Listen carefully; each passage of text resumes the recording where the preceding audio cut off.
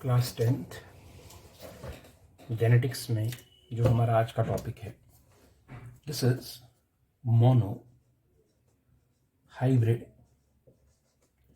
Cross. Mono hybrid cross किसको कहते हैं और ये कैसे बनाया जाता है? देखो, ये जो क्रॉस जेनेटिक्स के हम आपको बता रहे हैं, ये मेंडल ने बनाए हैं, इसलिए इनको मेंडेलियन क्रॉसेस भी कहते हैं। और मेंडेलियन क्रॉसेस जो हैं उनमें आज हम मोनो हाइब्रिड क्रॉस जो है उसको डिस्कस करेंगे। सो मोनो हाइब्रिड क्रॉस की डेफिनेशन क्या होगी?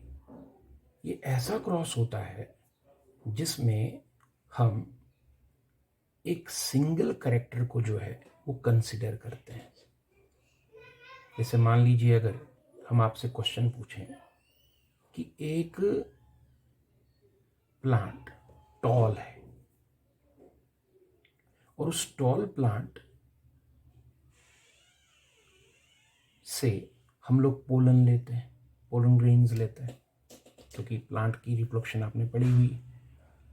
टॉल प्लांट के फ्लावर में से पोलन ग्रेन लेके एक ड्वार्फ प्लांट है उसी स्पीशी का, उस ड्वार्फ प्लांट के फ्लावर के स्टिग्मा पर डाल देते हैं। यानी यहाँ हम पॉलिनेशन करवा रहे हैं, यानी सेक्सुअल रिप्रोडक्शन करवा रहे हैं एक टॉल प्लांट और एक ड्वार्फ प्लांट के बीच में। सो टॉल प्लांट और ड्वार्फ प्लांट की मीटिंग से जो सीड बनेंगे, जब उन सीड्स को ज़मीन में लगाया जाएगा तो जो नए पेड़ बनेंगे वो टॉल होंगे या ड्वार्फ।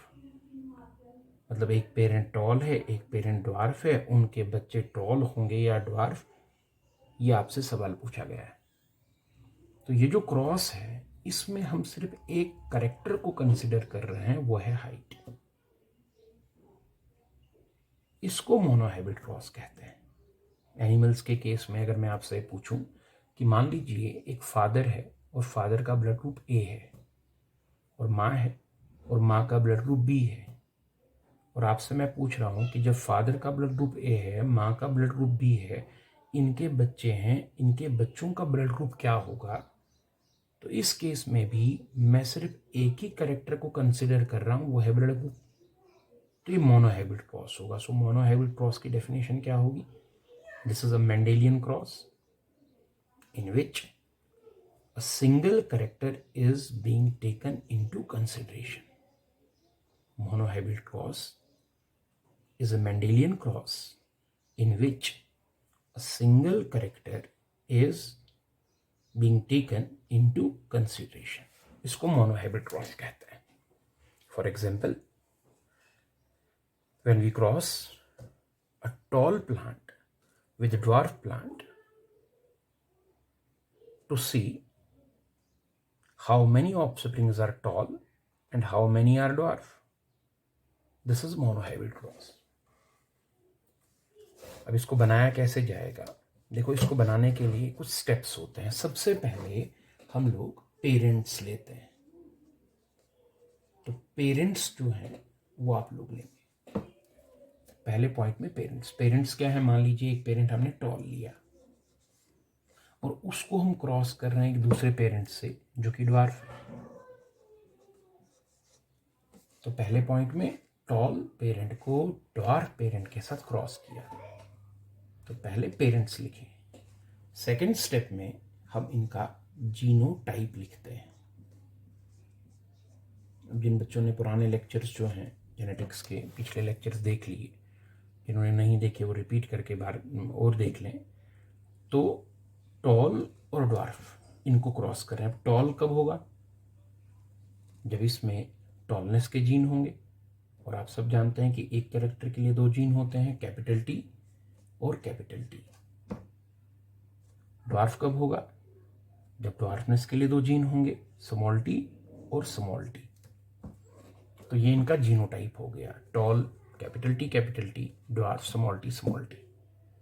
बिकॉज आपने पढ़ा है कि एक कैरेक्टर के लिए दो जीन्स होते हैं और उन दोनों को हम एक दूसरे का एलील कहते हैं। तो यहाँ मैंने एक टॉल प्लांट लिया है, एक ड्वार्फ प्लांट लिया है, फिर इनका जीनोटाइप, इसका जीनोटाइप कैपिटल टी, उसका जीनोटाइप स्मॉल टी। अब हमें इनके गैमीट्स बनाने हैं। तो गैमीट्स कैसे बनेंगे?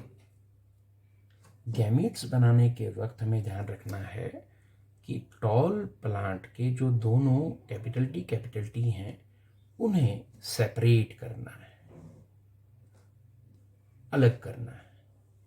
और ये एक टी एक गैमीट में चला जाएगा और दूसरा टी दूसरे गैमीट में चला जाएगा। सिंपल है, आसान है, अलग करना है। ऐसे यहाँ भी, क्योंकि डॉर्फ प्लांट में 2 टी हैं, स्मॉल टी हैं, उन्हें आप अलग कर लें। एक गैमीट में एक स्मॉल टी और दूसरे गैमीट में दूसरा स्मॉल टी चला जाएगा। तो इसके भी 2 गैमीट बन गए, इसके भी 2 गैमीट बन गए। अब यहाँ इंपॉर्टेंट चीज़ ये है, क्योंकि इस पेरेंट के जो 2 गैमीट बने वो दोनों सेम है। इस गैमीट में भी कैपिटल टी है, इसमें भी कैपिटल टी है। इसीलिए जब एक पेरेंट के 2 गैमीट बनते हों और दोनों सेम हों, तो जो रिजल्ट ये देगा वही रिजल्ट ये भी देगा। उस कंडीशन में आप दोनों में से सिर्फ एक ही को लें और दूसरे को हटा दें, क्योंकि वो वाला गैमीट भी ऐसा ही है और वो भी यही रिजल्ट देने वाला है। तो जब एक पेरेंट के 2 गैमीट बने और दोनों सेम हों, दोनों में से आप एक ही को लें, दूसरे वाला क्योंकि वही है, सेम वैसा ही है, तो वो भी वही रिजल्ट देगा, तो एक ही लेना है। वो दूसरे को आप इक्वल टू कर दें, क्योंकि वो भी सेम ऐसा ही है। हाँ, अगर वो अलग होता तो फिर उसको भी लेना था। तो यहाँ इसके 2 गैमीट सेम हैं, एक ले लिया। वहाँ उसके दोनों गैमीट सेम है, तो दोनों में से एक ले लिया। तो इस तरह से गैमीट बनाए गए।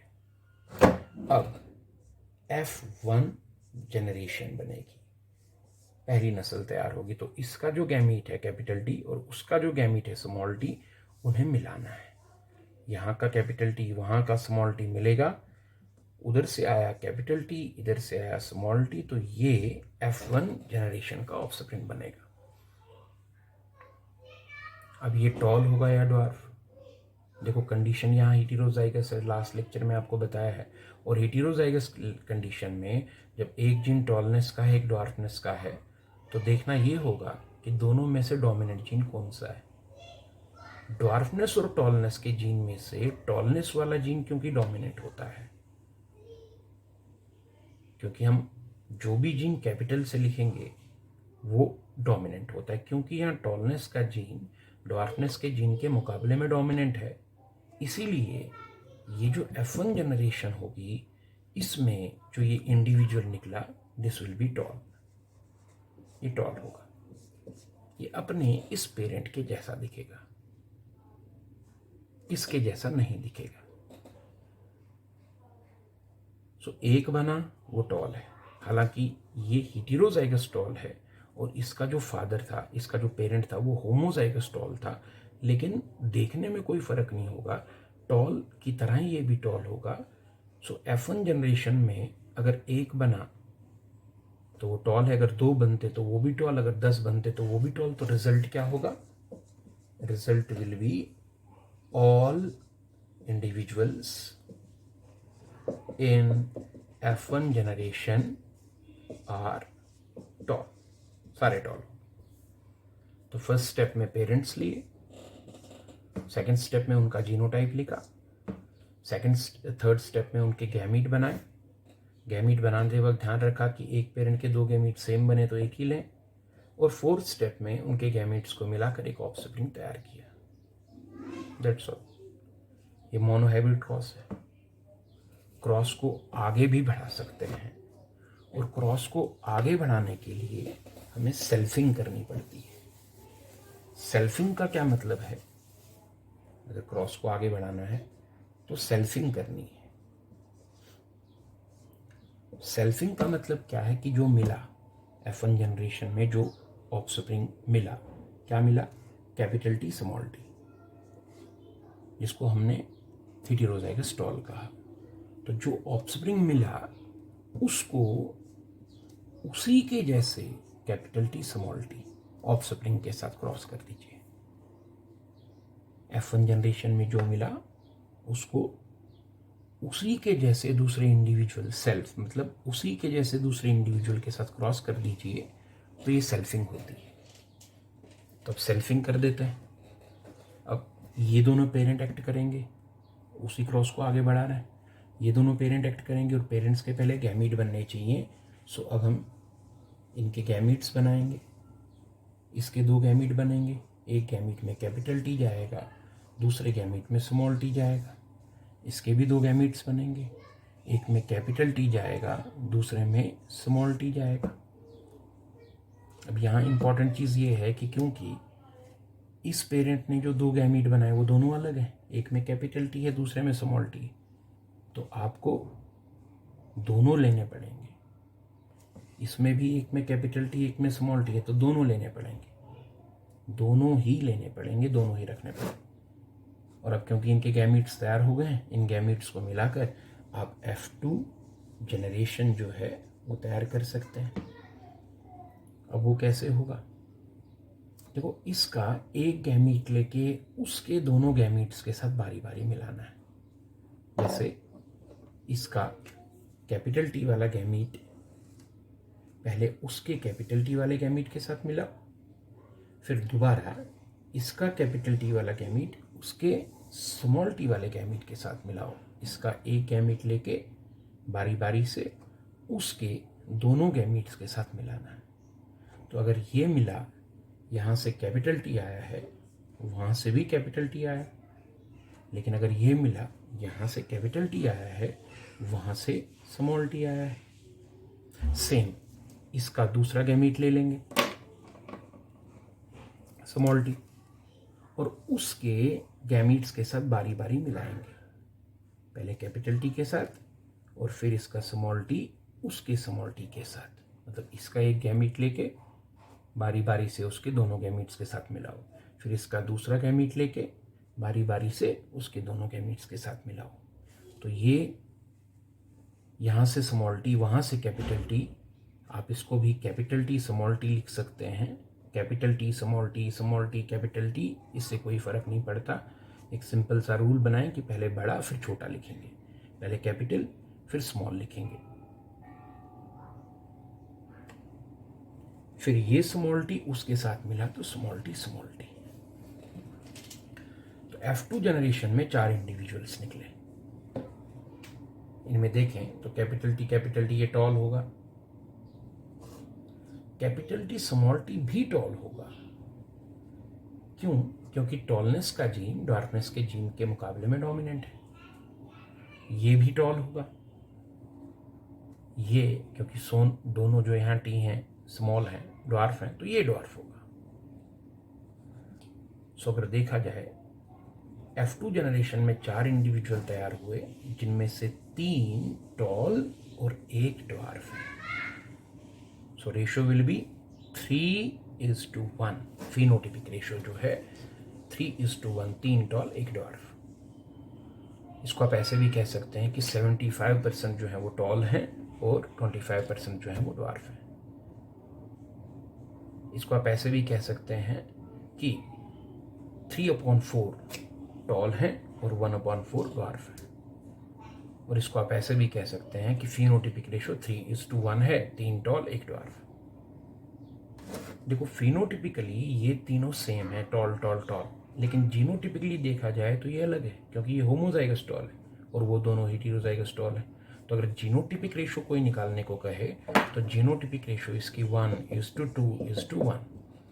फिनोटिपिक रेशियो और जीनोटिपिक रेशियो में डिफरेंस क्या है कि जीनोटिपिक रेशियो में हम जीन्स की टाइप्स देखते हैं। जैसे कैपिटल टी अलग होगा, कैपिटल टी स्मॉल टी ये दोनों अलग रखे जाएंगे और स्मॉल टी अलग रखा जाएगा। ये जीनोटिपिक रेशियो है 1:2:1। और फिनोटिपिक रेशियो में इन तीनों को सेम में रखा जाएगा क्योंकि ये तीनों टॉल हैं। सो मोनोहाइब्रिड क्रॉस का F2 जनरेशन का फिनोटिपिक रेशियो 3:1, जबकि जीनोटिपिक रेशियो 1:2:1 होता है। तो आज आप मोनोहाइब्रिड क्रॉस की डेफिनेशन लिखेंगे और फिर मोनोहाइब्रिड क्रॉस में इस क्रॉस को अपनी कॉपी पे जो है वो ड्रॉ करेंगे।